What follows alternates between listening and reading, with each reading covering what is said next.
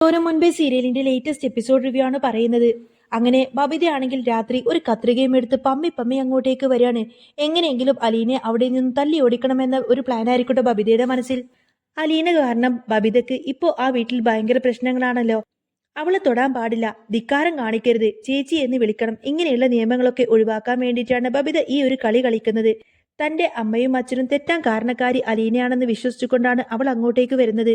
കൃഷ്ണമോള് ബാലചന്ദ്രനുമൊക്കെ ഉറങ്ങിയോ എന്ന് നോക്കി അവൾ പതുക്കെ അലീനയുടെ മുറിയിലേക്ക് കടന്നു ചെന്നു.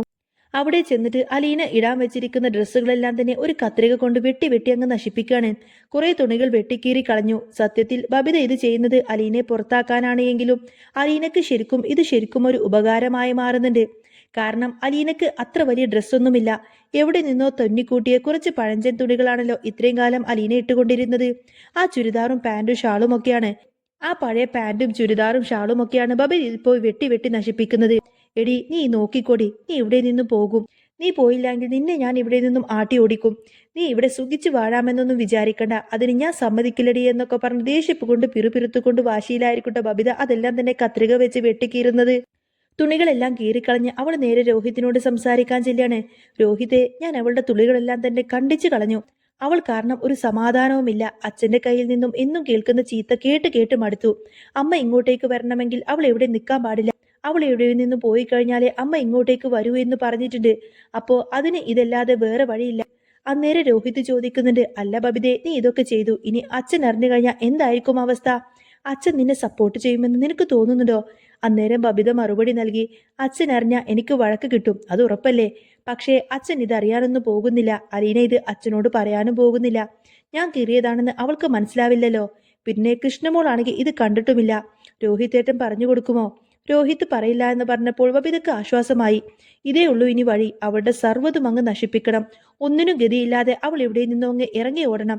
അങ്ങനെ നമ്മൾ വിചാരിക്കുന്നത് മാത്രമേ നടക്കൂ. അമ്മ ഇവിടേക്ക് തിരിച്ചു വരും, പഴയതുപോലെ തന്നെ സന്തോഷമുണ്ടാവുകയുള്ളൂ എന്നൊക്കെ പറയട്ടോ ബബിത. അപ്പോഴും രോഹിത് ചോദിക്കുന്നുണ്ട്, അല്ല ബബിതേ, നിനക്കിവിടെ താമസിക്കാൻ ഇഷ്ടമില്ലായിരുന്നല്ലോ, പിന്നെ നീ എന്തിനാ ഇങ്ങോട്ടേക്ക് തിരിച്ചു വന്നത്? അലീനെ നിനക്ക് ഇഷ്ടമല്ലല്ലോ. അമ്മ വരുന്നതുവരെ നമുക്ക് അവിടെ തന്നെ നിന്നാ പോരായിരുന്നല്ലോ. അതിനും ബബിത പറയുന്ന മറുപടി, രോഹിത്തേട്ട, സ്വന്തം വീട് പോലെ വേറൊന്നുമില്ല. സ്വന്തം വീട്ടിൽ കിട്ടുന്ന ഒരു അവകാശം സുരക്ഷിതമൊത്തൊന്നും മറ്റു വീട്ടിൽ നിന്നും കിട്ടാറില്ല. അതിപ്പോ അച്ഛന്റെയോ അമ്മയുടെയോ വീടാണ് എന്നൊക്കെ പറഞ്ഞാലും അതൊന്നും രോഹിതേട്ടൻ അറിയില്ല. അപ്പൊ രോഹിത് ചോദിക്കുന്നുണ്ട്, നിന്നെ ആരെങ്കിലും എന്തെങ്കിലും പറഞ്ഞോ? ആരെങ്കിലും പറഞ്ഞാൽ ഞാൻ മിണ്ടാതിരിക്കില്ല, തക്ക മറുപടി തന്നെ ഞാൻ കൊടുക്കും. ഇവിടെ ആർക്കും വന്ന് നമ്മളെ ഒന്നും ചെയ്യാനും പറയാനും പറ്റില്ല. അലീനക്ക് ഇവിടെ എന്ത് അവകാശമാണുള്ളത്? വല്ല രേഖയുമുണ്ടോ? അച്ഛന്റെ മോളാണെന്ന് അമ്മ പറയുന്നുണ്ട്, എനിക്കും അത് തന്നെയാണ് തോന്നുന്നത്. അവൾ വന്നു കയറിയപ്പോൾ അച്ഛന് വലിയ സ്നേഹമൊന്നുമില്ലായിരുന്നല്ലോ. മകളെ പോലെയാണോ പെരുമാറിയത്? അന്നൊരു മോതിരം മോഷ്ടിച്ചെന്ന് അമ്മ പറഞ്ഞപ്പോൾ അച്ഛൻ കേട്ടു നിന്നില്ലേ? സ്വന്തം മോളാണെങ്കിൽ അച്ഛൻ അങ്ങനെ മിണ്ടാതിരിക്കുവോ? ഇതിന്റെ പിന്നിൽ മറ്റെന്തോ ഉണ്ട്. അങ്ങനെ ബബിത അവളുടെ സംശയം ഇങ്ങനെ രോഹിത്തിനോട് സംസാരിക്കുകയാണ്. പിന്നീട് കാണിക്കുന്നത് അലീനയും രേവതിക്കുട്ടിയും ഗ്രേസിയാമ്മയും മനുവും ചേർന്നുകൊണ്ട് ചിന്നുമോളെ കാണാൻ പോവും. മനു പറയുന്നുണ്ട്, അലീന, നീ ഫ്രണ്ടിലിരുന്നാ മതിയെന്ന്, ബാക്കിയുള്ളവരെല്ലാം തന്നെ പുറകിലിരുന്നോളും. അലീന ചോദിക്കുന്നുണ്ട്, അതെങ്ങനെയാ മനുവേട്ടാ? ഞാൻ പുറകിൽ അവരുടെ കൂടെ ഇരുന്നോളാമെന്ന് പറയും. മനു തമാശയായി പറഞ്ഞു, വലിയൊരു ആക്സിഡന്റ് ഒഴിവാക്കാനാണ് ഞാൻ പറയുന്നത്. നീ പുറകിലിരുന്നാ ഞാൻ ഇടക്കിടക്ക് നിന്നെ ഇങ്ങനെ നോക്കിക്കൊണ്ടേയിരിക്കും. നീ എന്നെയും നോക്കും. അപ്പോ എനിക്ക് വണ്ടി ഓടിക്കാൻ പറ്റില്ല. ഇതൊരു ചെറിയ റൊമാൻറ്റിക്. അങ്ങനെ നോട്ടം തെറ്റിക്കഴിഞ്ഞാൽ പിന്നെ വണ്ടി എന്റെ കൺട്രോൾ അങ്ങ് പോകുമെന്നൊക്കെ പറഞ്ഞ് അവർ രണ്ടുപേരും ഭയങ്കര റൊമാൻറ്റിക് ആയിട്ട് ഇങ്ങനെ സംസാരിക്കുകയാണ്. വണ്ടിക്കുള്ളിലിരുന്ന് ഗ്രേസിയാമ്മ രേവതിയോട് പറയുന്നത്, രേവതി കുട്ടി നോക്കിക്കേ, അവർ രണ്ടുപേരും ഇരുന്ന് സംസാരിക്കുന്നത്. രേവതി പറഞ്ഞു, അതെന്താ, അവർ റിലേറ്റീവ്സ് അല്ലേ? അപ്പോൾ ഗ്രേസിയാൻറ്റി ചോദിക്കുന്നുണ്ട്, എടി, അവർ മുറച്ചെക്കനും മുറപ്പെണ്ണുമാണ്. മനുവിന് അലീനെ വിവാഹം കഴിക്കുന്നതിൽ പ്രശ്നമൊന്നുമില്ല. അവർ തമ്മിൽ നല്ല മാച്ചാണ്, മെയ്ഡ് ഫോർ ഈച്ച് അതർ. മനുവിന് അവളോട് ഇഷ്ടമുണ്ട്. രേവതിക്കുട്ടിയും അത് ശരിവെച്ചു. അലീന ചേച്ചി സുന്ദരിയല്ലേ, വലിയ വീട്ടിലെ കൊച്ചല്ലേ, അവർ തമ്മിൽ വിവാഹം കഴിക്കട്ടേന്നേ. നല്ല രസമല്ലേ അവർ രണ്ടുപേരും ഇങ്ങനെ ജോഡികളായിട്ട് കാണാൻ. അങ്ങനെ അവർ സംസാരിച്ചു കൊണ്ടിരിക്കുകയാണ്. അങ്ങനെ അവർ സംസാരിച്ചു കൊണ്ട് നേരെ ചിന്നുമോളെ കാണാൻ പോയി. പിന്നീട് കാണിക്കുന്നത് ബബിതയും രോഹിത്തും ഡൈനിങ് ടേബിളിൽ ഇന്ന് ഭക്ഷണത്തിനായി കാത്തിരിക്കാൻ. പണികളൊന്നും ചെയ്യാനൊന്നും ഇവർക്കറിയില്ലല്ലോ. കൃഷ്ണമോള് കിച്ചണിൽ എന്തൊക്കെയോ ചെയ്യുന്നത് ബാലചന്ദ്രൻ ശ്രദ്ധിച്ചു. ബാലചന്ദ്രൻ വന്ന് ചോദിക്കുന്നുണ്ട്, അല്ല, നിങ്ങൾ രണ്ടുപേരും എന്താ ഇവിടെ വന്നിരിക്കുന്നത്? ബ്രേക്ക്ഫാസ്റ്റ് കഴിക്കാൻ വേണ്ടിയിട്ടാണെന്ന് അവർ മറുപടി നൽകി.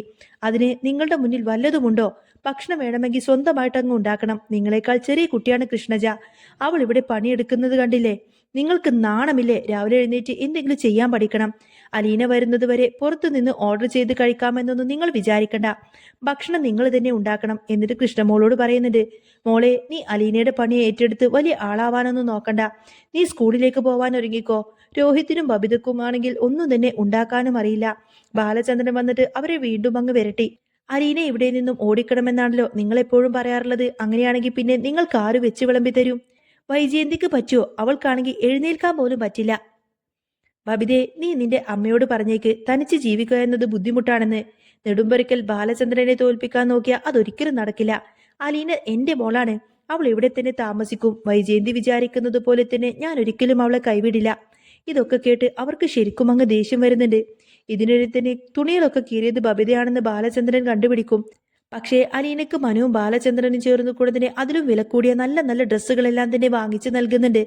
അവസാനം അവർ തിരുവനന്തപുരത്തെ അനാഥാലയത്തിലേക്ക് എത്തിച്ചേർന്നു. ചിന്നുമോളെ കണ്ടു. കുറെ കളിപ്പാട്ടങ്ങളും മിഠായികളും ഒക്കെ അങ്ങോട്ടേക്ക് കൊണ്ടുവന്നു കൊടുക്കുകയാണ്. ചിന്നുമോളോട് വന്ന് രേവതി കുട്ടിയെ കെട്ടിപ്പിടിച്ചു. ഗ്രേസിയാന്റിക്കാണെങ്കിൽ ചിന്നുമോളെ ഭയങ്കര ഇഷ്ടമായിരിക്കും. സ്വന്തം മകന്റെ മോളാണെന്ന സത്യം അവരറിയുന്നില്ല എങ്കിലും ആ രക്തബന്ധത്തിന്റെ സ്നേഹം അവളുടെ കണ്ണിൽ കാണാമായിരുന്നു. മനുവും അലീനയും തമ്മിലുള്ള ചെറിയ ചെറിയ റൊമാൻറ്റിക് ഒക്കെ അവിടെ നടക്കുന്നുണ്ട്. പിന്നീട് അടുത്ത ആഴ്ചയായിരിക്കും വൈജയന്തി ഹോസ്പിറ്റലിൽ നിന്ന് ഡിസ്ചാർജ് ചെയ്യുന്നത്. അവൾക്ക് എഴുന്നേൽക്കാൻ പോലും കഴിയില്ല. ഒരു ഹോം നഴ്സിനെ കിട്ടാനും ബുദ്ധിമുട്ടാണ്. അവസാനം മറ്റു വഴിയില്ലാത്തത് കൊണ്ട് തന്നെ വൈജയന്തി വീണ്ടും ബാലചന്ദ്രന്റെ വീട്ടിലേക്ക് തന്നെ വരും. അലീനയാണ് അവളെ പരിചരിക്കുന്നതൊക്കെ. വൈജയന്തി അലീനയെ ഒരുപാടധികം ഉപദ്രവിക്കുന്നുണ്ട് എങ്കിലും അവളെല്ലാം തന്നെ സഹിച്ച് കടിച്ചു പിടിച്ച് അവിടെ തന്നെ നിൽക്കും. പവിത ഡ്രസ്സ് വെട്ടിക്കീറിയ നാടകം വലിയൊരു വഴിത്തിരിവിലേക്കാണ് അലീനയുടെ ജീവിതത്തെ കൊണ്ടെത്തിക്കുന്നത്.